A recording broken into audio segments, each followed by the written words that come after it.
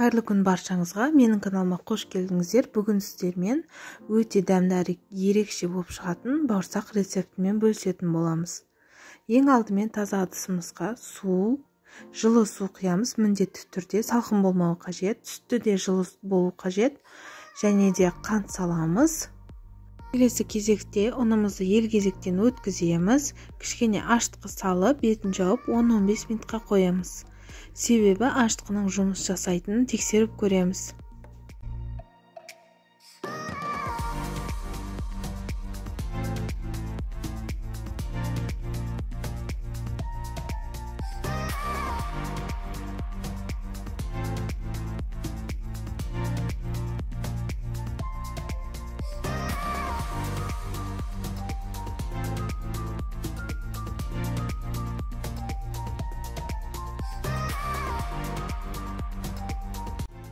Он 15 минуттан кейін бетін ашамыз. Мінеки аштығымыз көтерілді.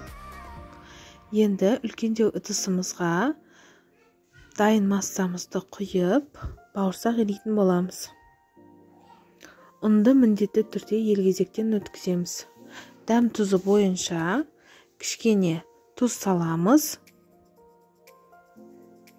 Және де 67% 2 ас қасық майонез салатын боламыз. Барлығын араластырып, ұнды елгезектен өткізіп, жұмсақ етіп қамыр илейміз.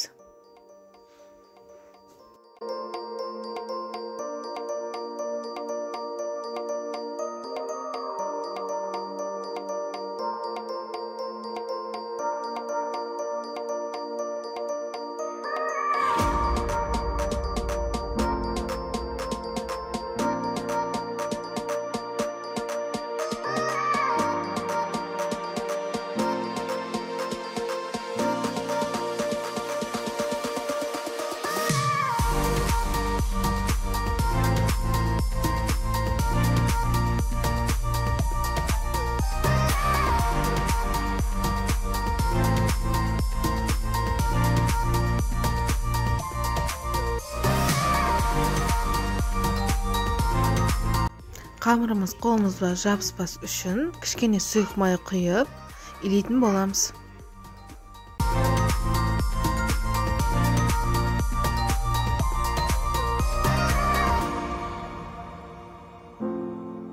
Видеода көрсетілгендей етіп, қамырымызды жұмсақ қылып илейміз. Бетін жауып 1 сағатқа жылы жерге қойып қоямыз, қамырымыз ашығанша. Дайын болған қамырымызды жайып бірнеше бөлікке бөлеміз.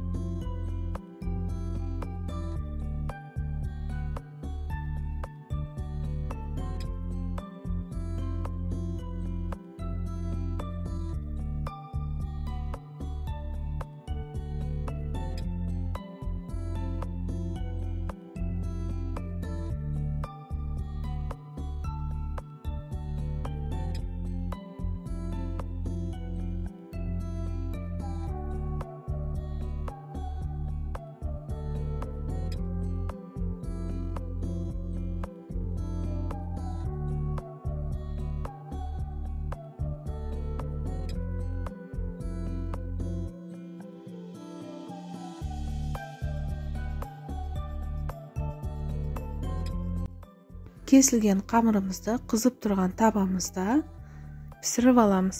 Астарыңыз дәмді болсын. Менің рецептім сіздерге ұнайды деген үміттемін. Сіздер де жасап көріңіздер.